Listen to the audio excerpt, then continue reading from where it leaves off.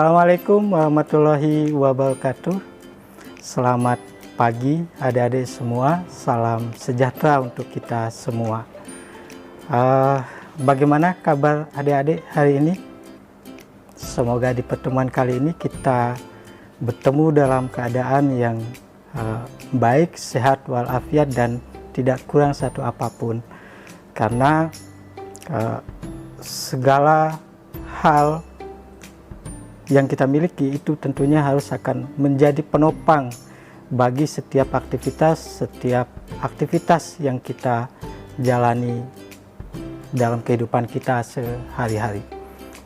Baik adik-adik semuanya, pada pertemuan terdahulu kita berbicara tentang ciri-ciri bahasa jurnalistik. Nah, pada kesempatan kali ini kita akan coba membahas atau berdiskusi tentang penyimpangan-penyimpangan di dalam bahasa jurnalistik itu. Kenapa materi ini menjadi penting adik-adik? Karena tidak semua, ini mohon maaf ya, tidak semua penulis-penulis di artikel-artikel jurnalistik itu memiliki kemampuan menulis yang baik. Bahkan kalau kita berbicara lebih jauh lagi, bahwa sebagian besar misalnya jurnalistik itu tidak didasarkan pada azas-azas dan kaidah jurnalistik yang baik dan benar.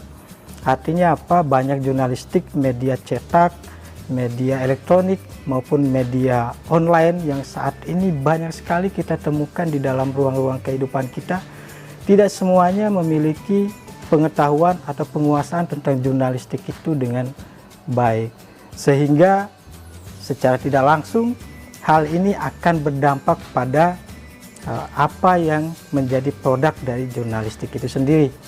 Contohnya teks-teks berita yang kemungkinan memiliki kesalahan-kesalahan atau penyimpangan di dalam jurnalistik itu sendiri.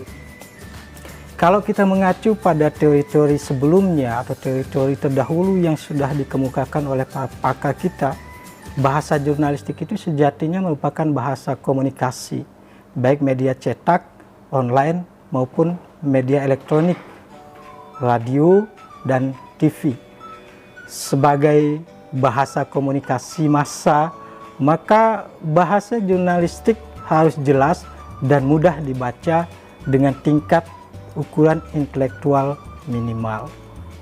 Artinya bahwa apa yang tertulis, pesan apa yang kemudian kita sampaikan melalui media massa itu tidak bersifat ambigu, tidak membingungkan, dan bisa diterima dengan baik oleh pembaca kita. Sifat-sifat itulah yang kemudian harus dimiliki oleh bahasa pers atau bahasa jurnalistik. Mengingat produk media massa atau produk-produk pers kita seperti koran dibaca oleh semua lapisan masyarakat. Semua elemen profesi membaca media-media itu, baik itu melalui media cetak, online, ataupun media elektronik, di mana pembaca dan orang yang mendengarkan atau menonton tidak sama tingkat pengetahuannya. Artinya misalnya dalam bahasa yang lebih sederhana ini loh adik-adik, tidak semua misalnya guru yang membaca media kita, tidak semua orang berprofesi sebagai advokat yang membaca itu, tetapi semua lapisan masyarakat, semua elemen masyarakat membaca media-media itu. Sehingga sifat-sifat bahasa yang dipentingkan di dalam jurnalistik itu sebenarnya mengacu pada 5 hal: singkat, padat, sederhana, lugas, dan jelas.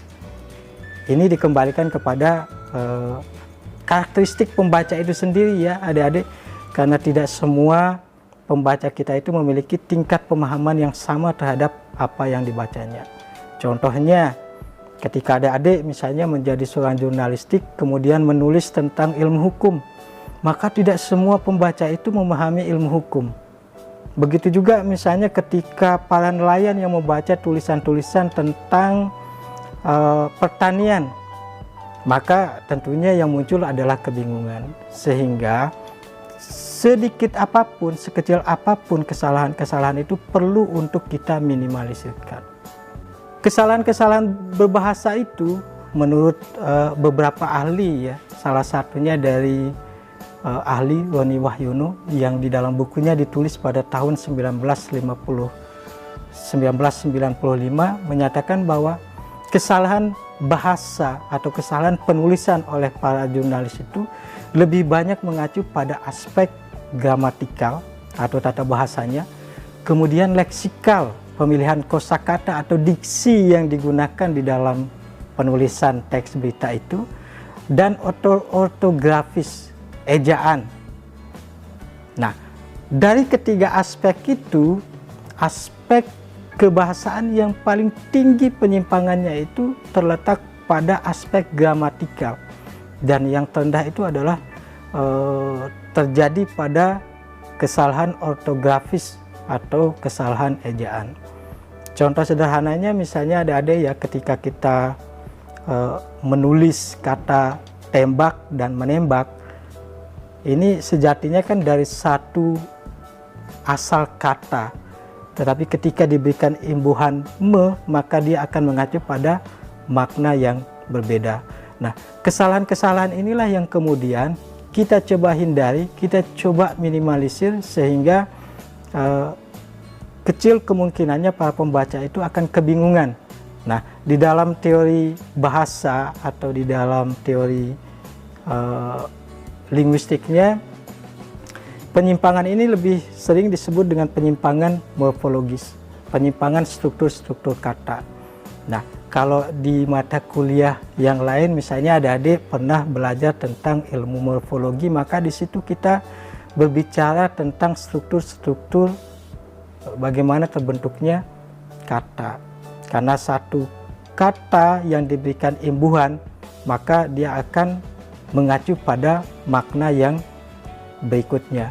Seperti yang tadi contohnya, kata tembak diberikan imbuhan me, maka dia akan memiliki makna yang berbeda walaupun kata yang diacunya itu adalah sama. Nah, yang berikutnya adalah kesalahan sintaksis. Kesalahan sintaksis ini merupakan kesalahan berupa pemakaian tata bahasa atau struktur kalimat yang kurang benar, sehingga sering mengacaukan pengertian atau sering mengacaukan pemahaman dari pembaca itu sendiri.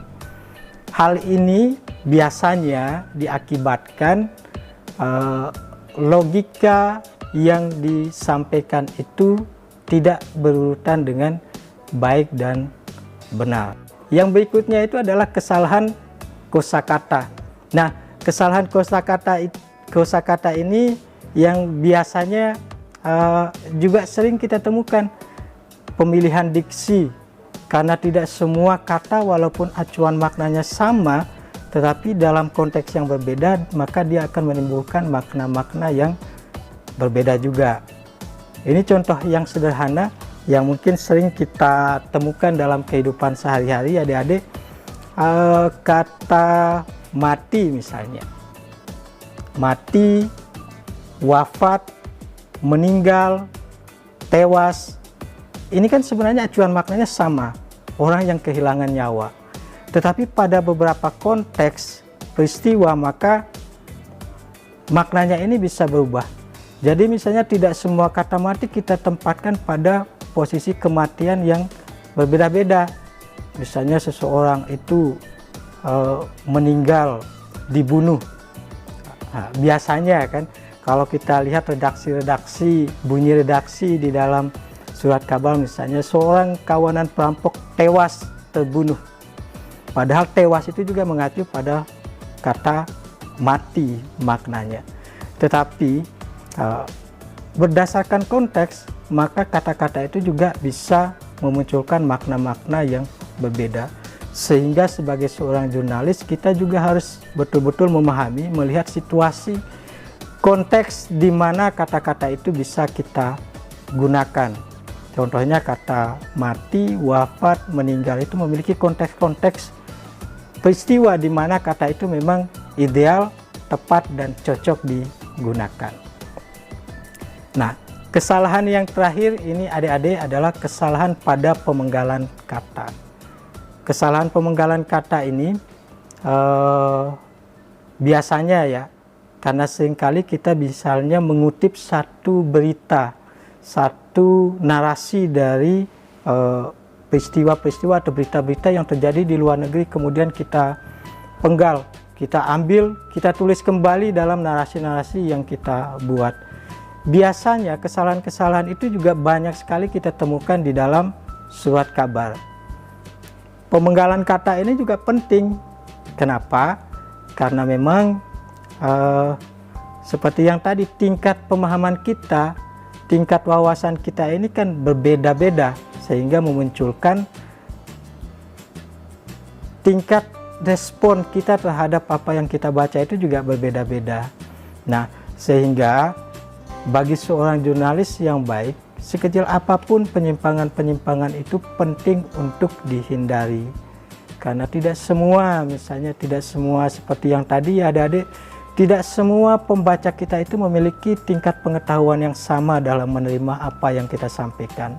Sehingga kejelasan-kejelasan topik, kejelasan-kejelasan tema, kejelasan-kejelasan isi, dan kejelasan-kejelasan tulisan itu penting untuk kita perhatikan, sehingga tulisan kita itu lebih bermakna dan gampang dicerna oleh para pembaca kita.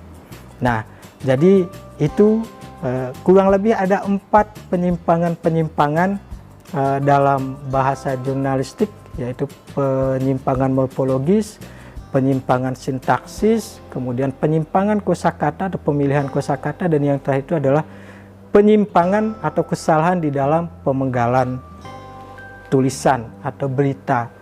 Nah, itu ada 4 hal yang perlu kita perhatikan. Bagi adik-adik nanti, siapa tahu ada dari adik-adik yang nantinya yang berkeinginan menjadi seorang wartawan, seorang jurnalistik, di mana intinya adalah bahwa keempat penyimpangan tersebut itu bisa diatasi atau bisa diminimalisir dengan penguasaan kebahasaan yang baik. Nah, nanti setelah ini silakan adik-adik sebagai bagian dari penugasan pada mata kuliah ini, silakan adik-adik memilih salah satu berita dari surat kabar yang adik-adik temukan.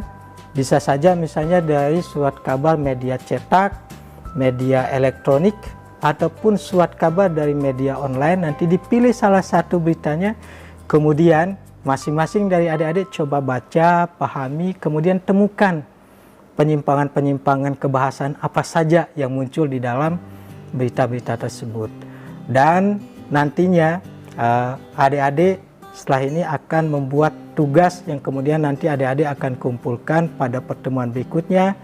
Tetapi saran saya adik-adik silakan cari koran-koran yang khususnya di media cetak.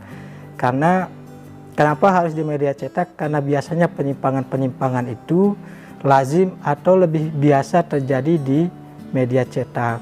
Karena memang di media cetak itu prosesnya itu kan apa ya? Jadi sekali terbit, ketika tulisan itu diterbitkan maka tidak ada proses editing.